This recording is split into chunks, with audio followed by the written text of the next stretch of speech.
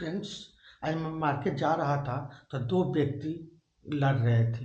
अब मैंने जाकर उनसे पूछा कि आप लोग क्यों लड़ रहे हो, तो उन्होंने बताया ये बोल रहा है कि मेरी जाति ऊंच है तुमसे, तुम छोटी जाति के हो। मैंने उनसे जाति पूछा तो वो बोला कि ओबीसी में है। जिसको नीच कह रहा था, छोटा जाति कह रहा था, वो शेड्यूल कास्ट का था और ये माँ से ओबीसी थे।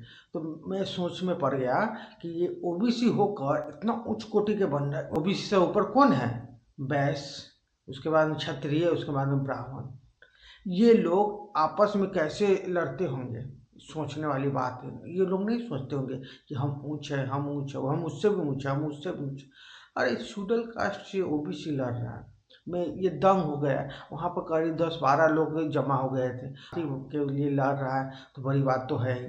तो ऐसा हो गया हमारे समाज में, जाति दिखाकर लड़ रहा है। ऐसा क्यों?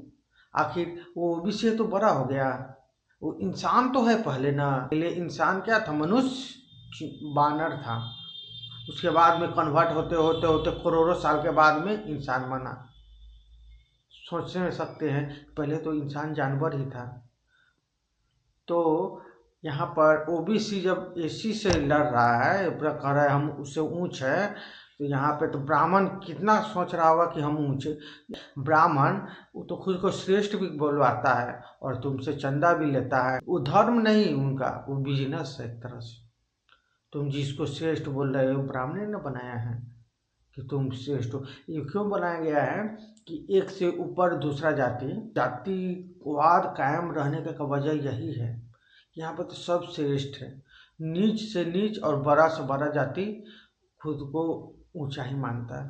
कोई भी छोटा जाति के लिए वो बोलेगा कि हमारे नीचे तो एक और जाति है, वो नीच है, हम उससे श्रेष्ठ।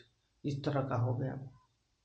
तो ये लोग ओबीसी वाले लड़ रहे हैं इस चीज़ से। आप सोच सकते हैं इसी बात से कि हमारा समाज किस गर्त में जा चुका है।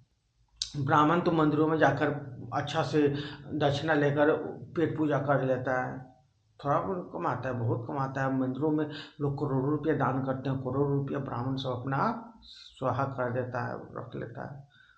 तो यहाँ पर वो लोग ब्राह्मण को आप मजदूरी करते हुए देखते हैं? नहीं, एक भी मजदूर नहीं है। कि ब्राह्मण जो भी मजदूरी वाला जब भी समय आता है तो मंदिर में चला जाता है।